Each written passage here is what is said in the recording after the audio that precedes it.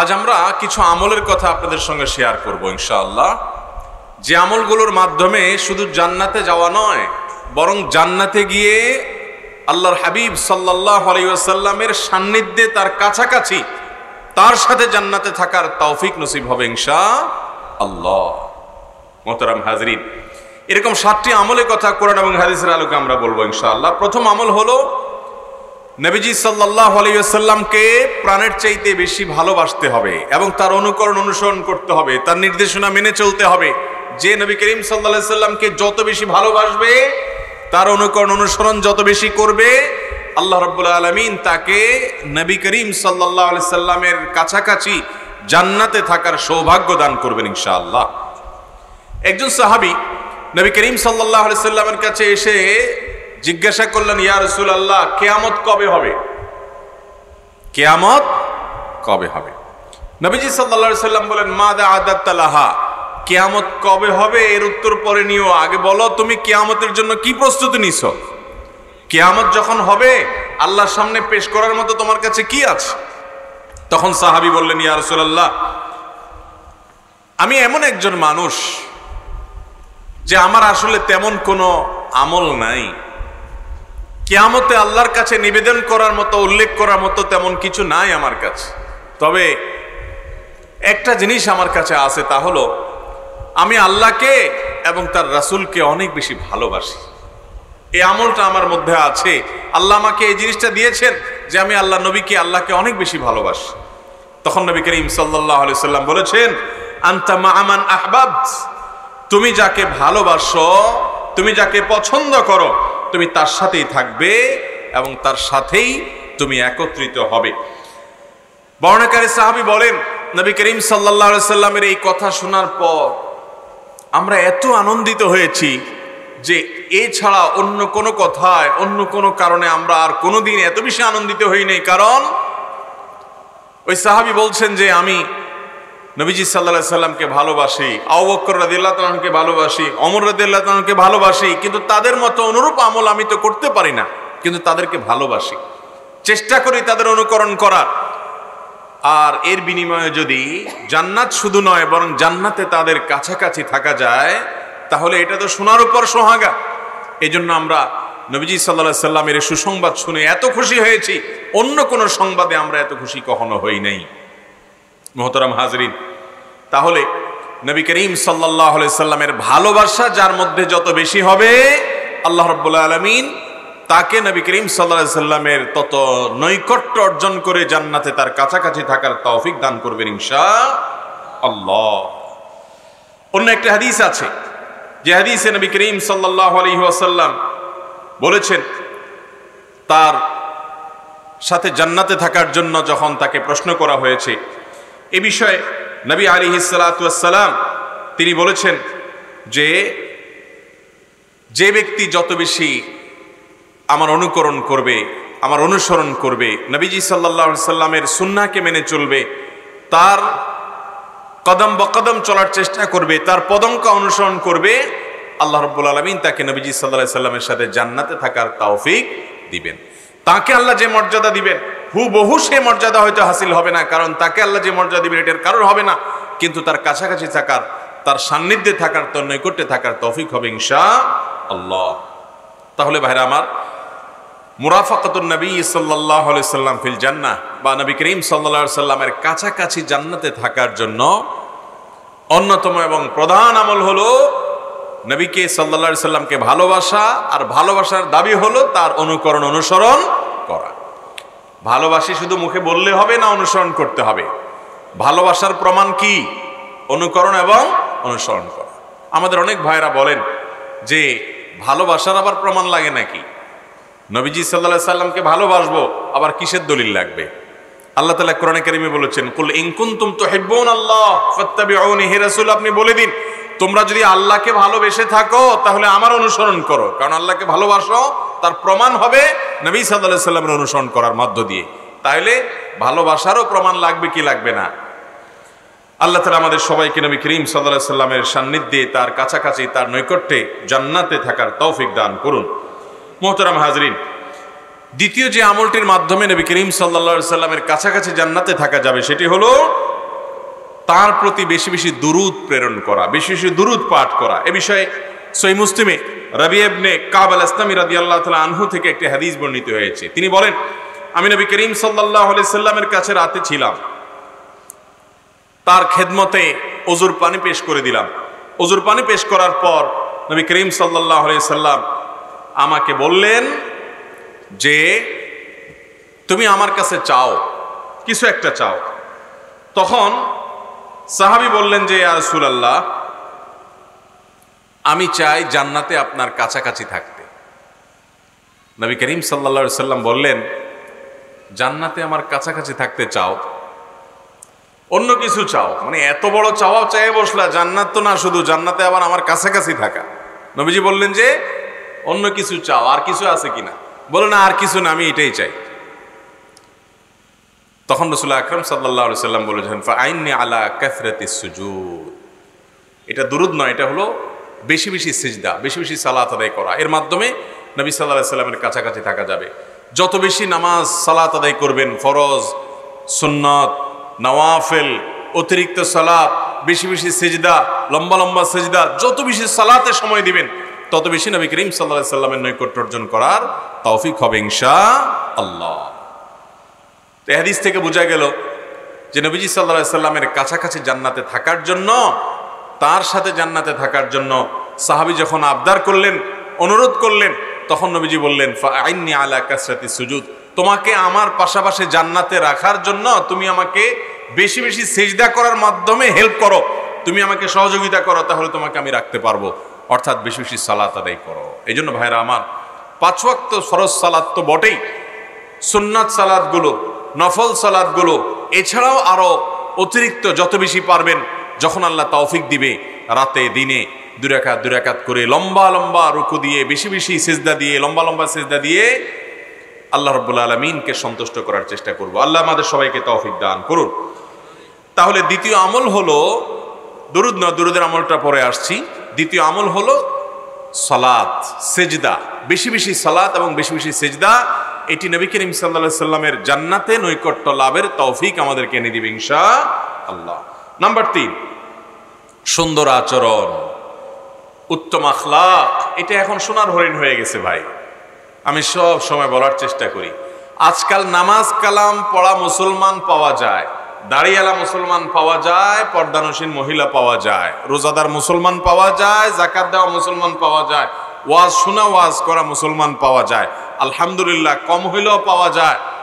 কিন্তু উত্তম আখলাক, সুন্দর আচরণের অধিকারী, ফেরেশতার মতো কোমল হৃদয়ের, কোমল আচরণের মতো মানুষ, সেরকম মুসলমান খুবই কম পাওয়া যায়। পরিমাণে এত কম যে সেটা খুঁজে পাওয়া কঠিন হয়ে যায়। এটা সোনার হরিণ হয়ে গেছে। অথচ উত্তম আখলাক হলো সবচেয়ে ওয়েটফুল আমল। আপনি যত আমল করবেন, মিজানের পাল্লা সবচেয়ে ভারী হবে যে আমল ইমানের পর, সেটা কোনটা? বান্দার উত্তম আচরণ, সুন্দর আখলাক। এর চাইতে ভারী কোনটি হবে না। তিরমিজির হাদিসে আসছে, নবী সাল্লাল্লাহু আলাইহি সাল্লাম বলেছেন, মা মিন শাইইন ইউদাউ ফিল মিজানে আসকালু মিন হুসনিল খুলুক। মিজানের পাল্লায় যত আমল রাখা হবে, বান্দার সুন্দর আচরণ, সুন্দর ব্যবহার, এটার চাইতে উত্তম কোনো আমল আর উঠবে না। আপনার আমানতদারিতা থাকবে, আপনার বিশ্বস্ততা থাকবে, আপনার সত্যবাদিতা থাকবে, আপনার মধ্যে মিথ্যা থাকবে না, আপনি বাটপারি করবেন না, চিটারি করবেন না, আপনি মানুষকে প্রতারণা করবেন না, 2 নম্বরই করবেন না, ওয়াদার খেলাফ করবেন না, মানুষের সাথে বদমেজাজি করবেন না, অন্যের প্রতি জুলুম করবেন না। এই সবগুলো আখলাকের অন্তর্ভুক্ত। আচার আচরণ কায় কারবারে আল্লাহ তাআলা আমাদেরকে সেই তৌফিক দান করুন। মোহতারাম হাজরিন, তিরমিজির বর্ণনায় আসছে, নবী করিম সাল্লাল্লাহু আলাইহি সাল্লাম বলেছেন, ইন্না মিন আহাব্বিকুম ইলাইয়া ওয়া আকরাবিকুম মিন্নি মাজলিসান ইয়াউমাল কিয়ামা। কিয়ামতের দিন তোমাদের মধ্যে আমার সবচেয়ে কাছাকাছি থাকবে এবং আমার কাছে সবচেয়ে প্রিয় থাকবে ওই মানুষগুলো যারা আহাসিনুকুম আখলাকা, যাদের আখলাক এবং আচরণ সবচেয়ে সুন্দর হবে। এই মানুষগুলো কিয়ামতের ময়দানে প্রিয় নবী সাল্লাল্লাহু আলাইহি সাল্লামের তত কাছে থাকবে, তার প্রিয় এবং পছন্দের এবং ভালোবাসার মানুষ হতে পারবে। এই জন্য আমাদের আখলাকগুলোকে সুন্দর করার চেষ্টা করবো না ইনশাআল্লাহ। আল্লাহ আপনি আমাদের সবাইকে সেই তৌফিক দান করুন। মোহতারাম হাজিরিন, 4 নম্বর আমল হলো যেটা দ্বিতীয়তে বলেছিলাম, দ্বিতীয়তে মূলত সালাত। 4 নম্বর আমল হলো দুরুদ পাঠ করা। নবীজির প্রতি কি পাঠ করা ভাই? বেশি বেশি দুরুদ পাঠ করা। তিরমিজির হাদিসে আসছে, নবী করিম সাল্লাল্লাহু আলাইহি সাল্লাম বলেছেন, আওলান নাস বি ইয়াউমাল কিয়ামাহ আকসারুহুম আলাইয়া সালাতা।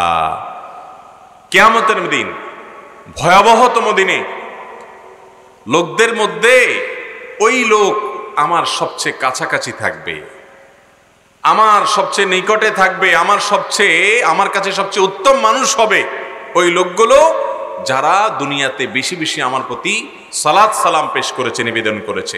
এই জন্য ভাইরা আমার, দুরুদ এমন একটা আমল, এটা যত বেশি করতে পারবো তত বেশি কল্যাণ, দুনিয়ারও কল্যাণ, আখিরাতেরও কল্যাণ। আমাদের এই জবানে দুটি আমল সব সময় অব্যাহত থাকা উচিত।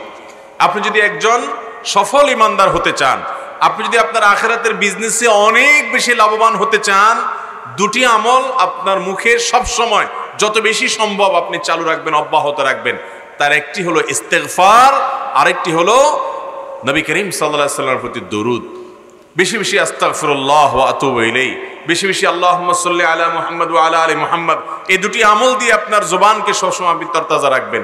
এছাড়াও সুবহানাল্লাহ, আলহামদুলিল্লাহ, আল্লাহু আকবার, আরো যে সমস্ত আজকার আছে সেগুলো তো করবেনই, কিন্তু এই দুইটা দুনিয়া এবং আখিরাত উভয় জগৎকে আলোকিত করে।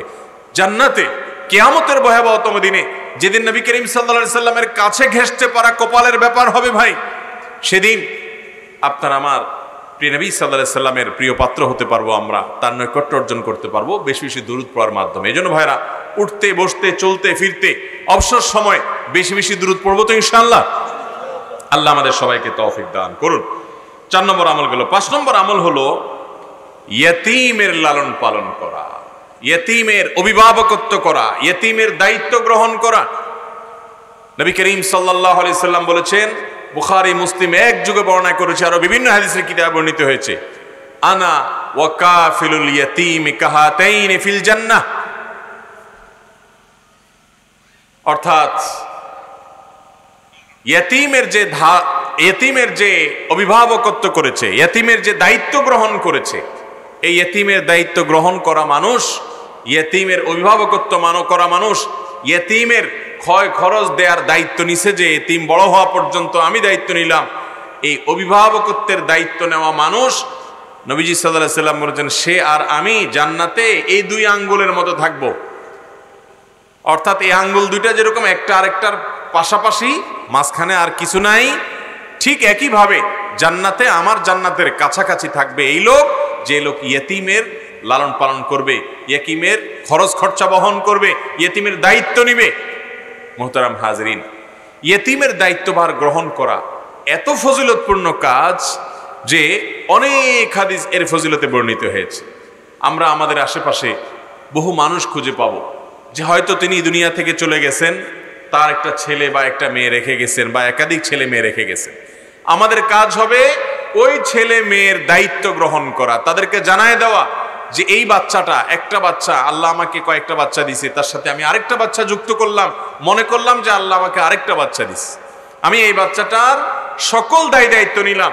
তাকে মাদ্রাসায় ভর্তি করে দিবেন, স্কুলে ভর্তি করে দিবেন, তাকে দ্বীনি শিক্ষা দিবেন, এবং সেখানে ভর্তি করে তার পড়ালেখার খরচ, তার মাসে খাবার খরচ, তার জামা কাপড়, তার চিকিৎসা, সব দায়িত্ব আপনি নিয়ে নেবেন। প্রাপ্তবয়স্ক হওয়া পর্যন্ত, বালেগ হওয়া পর্যন্ত, 15 বছর বয়স হওয়া পর্যন্ত আপনি দায়িত্ব নিয়ে নিলেন। তাহলে সেক্ষেত্রে আপনি একজন ইয়তীমের স্পন্সর হয়ে গেলেন, একজন ইয়তীমের অভিভাবক হয়ে গেলেন। আরবদের মধ্যে আমলের প্রতিযোগিতা দেখা যায়, কম্পিটিশন দেখা যায়। ইয়তীমদের দায়িত্ব নেয়ার জন্য সবাই হুমড়ি খেয়ে পড়ে, ভাগে পাওয়া যায় না ইয়তীম। আর আমাদের দেশে ইয়তীমরা অসহায়ের মতো থাকে, তাদের দায়িত্ব কেউ নিতে চায় না। দায়িত্ব নেওয়া তো পরের কথা, অনেক অমানুষ চাচা জেঠা আছে, অনেক অমানুষ নিকটাত্মীয় আছে, যে ভাই মারা গেছে, ভাইয়ের ছেলে মেয়েদের হক কিভাবে মেরে খাবে সেই ধান্দায় থাকে। ভাইরা আমার, এই মানুষগুলো আল্লাহর জমিনের সবচেয়ে খারাপ মানুষ, যারা অন্য মানুষের অধিকার নষ্ট করে তো করে, ইয়তীমের হক মেরে খায়। এর চাইতে বড় ডেঞ্জারাস, এর চাইতে বড় ভয়াবহ অপরাধী আল্লাহর জমিনে খুব কম আছে। আল্লাহ কোরআনে বলেছেন, ইয়তীমের সম্পদ যে খায়, ইয়তীমের সম্পদ যে মারে, আত্মসাৎ করে, সে সম্পদ তো পেটে ঢুকাচ্ছে না, তার পেটে জাহান্নামের আগুন ঢুকাচ্ছে। ভাইরা আমার, যেখানে ইয়েতিমকে লালন পালন করার এত গুরুত্ব হাদিসে নবী সাল্লাল্লাহু আলাইহি সাল্লাম বলেছেন, সেখানে উল্টা তাদের সম্পদ এবং হক মেরে খাওয়া হচ্ছে। আল্লাহ তাআলা আমাদের সবাইকে হেদায়েত নসিব করুন। আপনি আজকে এক ইতিমের হক মেরে খাচ্ছেন, আপনার বাচ্চারা যে খয়রাতের টুকরি নিয়ে রাস্তায় দাঁড়াবে না একদিন, কিভাবে আপনি নিশ্চিত হইলেন? ঠিক না ঠিক? আল্লাহ তাআলা আমাদের সবাইকে ইতিমের দায়িত্ব নেওয়ার তৌফিক দান করুন। ভাইরা আমার, খুব সহজ একটা কাজ, ইতিমের দায়িত্ব গ্রহণ করা খুব সহজ একটা কাজ। আপনার এলাকাতে কে মারা গেছে, ছেলে রেখে, মেয়ে রেখে, বাচ্চা রেখে, আপনি তাদের সাথে যোগাযোগ করে এই বাচ্চার দায়িত্বশীল যিনি থাকেন, তার মা থাকুক, দাদা থাকুক, তাদেরকে জানায় দেন যে আমি বাচ্চাটার দায়িত্বটা নিতে চাই, আপনাদের কাছে আপনাদের বাচ্চা থাকুক, আমি শুধু তার টেক কেয়ার করব, তার খরচ খরচা, তার সব বিষয়গুলো দেখব। আমরা চাইলেই কিন্তু করতে পারি। আমি আমার অনেক বন্ধু বান্ধবকে জানি, আল্লাহর অনেক বান্দাকে জানি যে খুব বেশি ইনকাম নাই, কিন্তু তারা একটা দুইটা করে বাচ্চা এরকম পালে। আমরা চেষ্টা করলে সম্ভব না? করবেন তো ইনশাআল্লাহ? আর যদি কোথাও না পারেন, সহজ বুদ্ধি বলে দেই, মাদ্রাসাগুলোতে চলে যাবেন।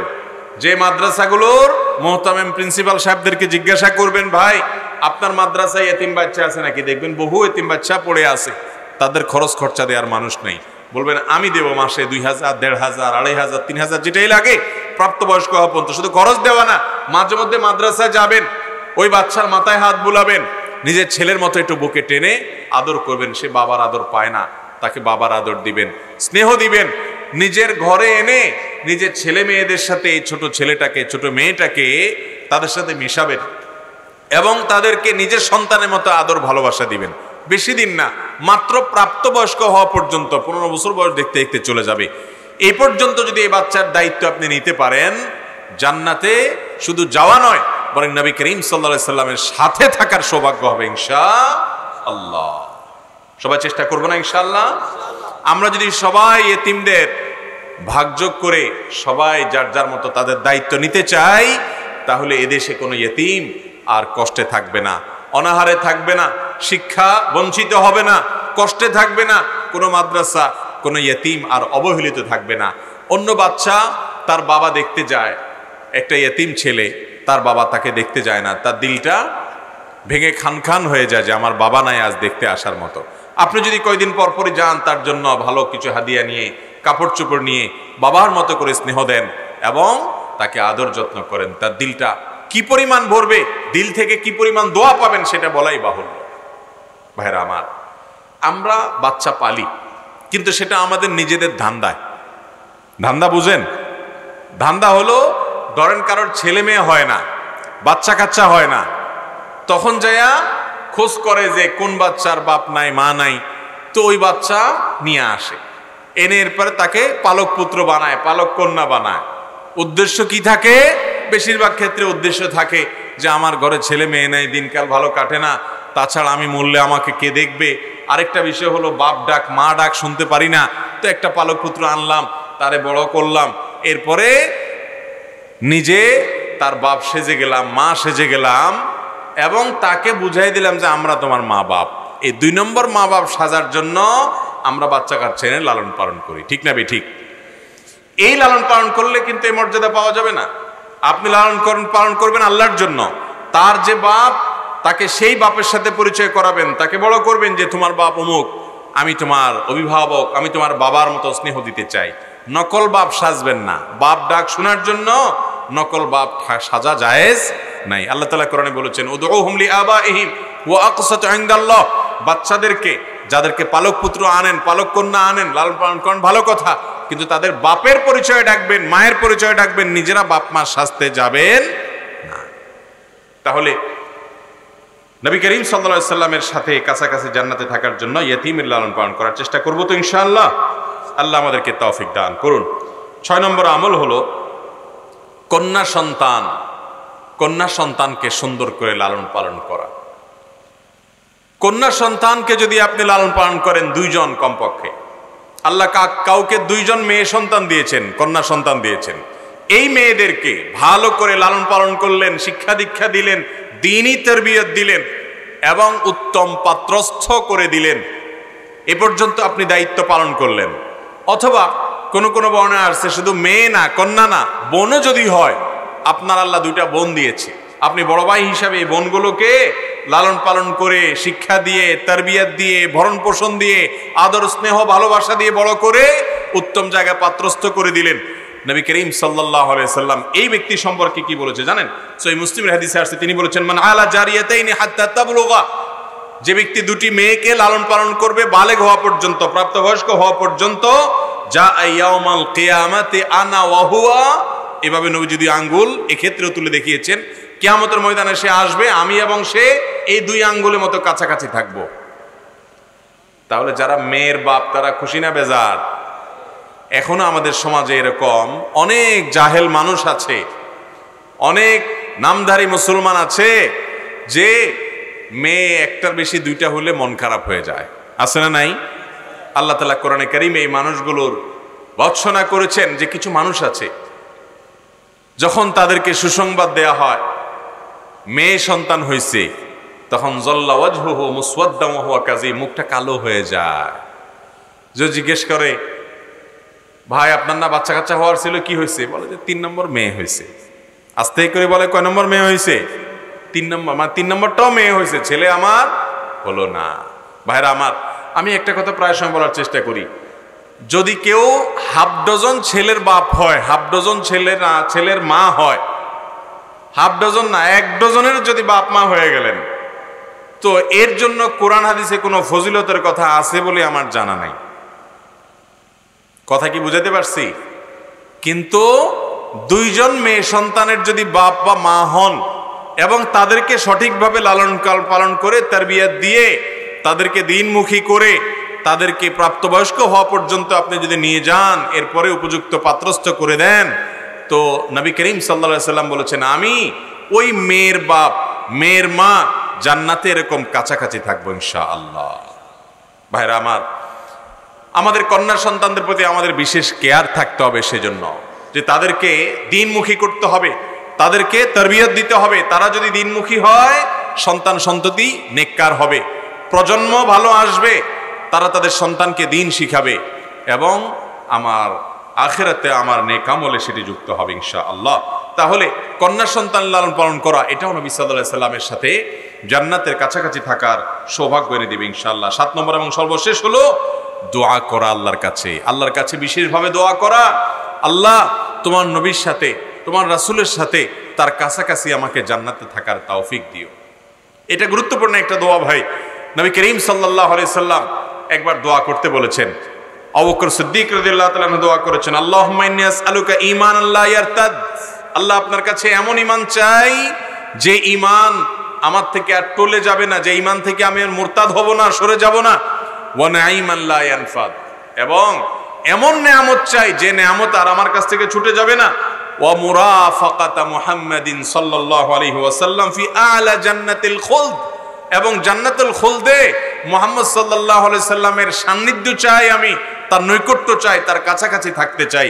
ওমর রাদিয়াল্লাহু তাআলা আনহু এই দোয়া শুনে উনি বললেন যে কোনো ভালো কাজে আমি আমার ভাই আবু বকরের সাথে প্রতিযোগিতা করে তার আগে করতে পারলাম না, সবকিছু ভালোগুলো উনিই আগে করেন।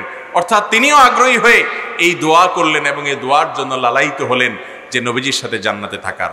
আমরা দোয়া করব না ইনশাআল্লাহ? যখন আল্লাহর কাছে বিভিন্ন জিনিস চাইবেন, জান্নাত তো চাইবেনই, এর পাশাপাশি এটাও চাইবেন, আল্লাহুম্মা ইন্নী আসআলুকা মুরাফাকাতা নাবিয়্যিকা ফি আ'লা জান্নাতিল খুলদ, আল্লাহ আপনার নবীজির সাথে জান্নাতের উচ্চ মাকামে, তার কাছাকাছি আমি যেন থাকতে পারি, সেই সৌভাগ্য আমাদেরকে নসিব করুন।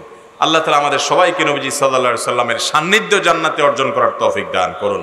ভাইরা আমার, 7টি আমলের কথা আমি আবারও বলে দিচ্ছি। নাম্বার 1, নবী করিম সাল্লাল্লাহু আলাইহি সাল্লামকে মহব্বত করা, ভালোবাসা এবং তার আনুগত্য করা, তার অনুসরণ করা, তার অনুকরণ, তার সুন্নতের অন্ধ অনুকরণ যেটাকে বলা হয়, এটা তখনই সম্ভব হবে যখন তার প্রতি ভালোবাসা সবচাইতে বেশি থাকবে।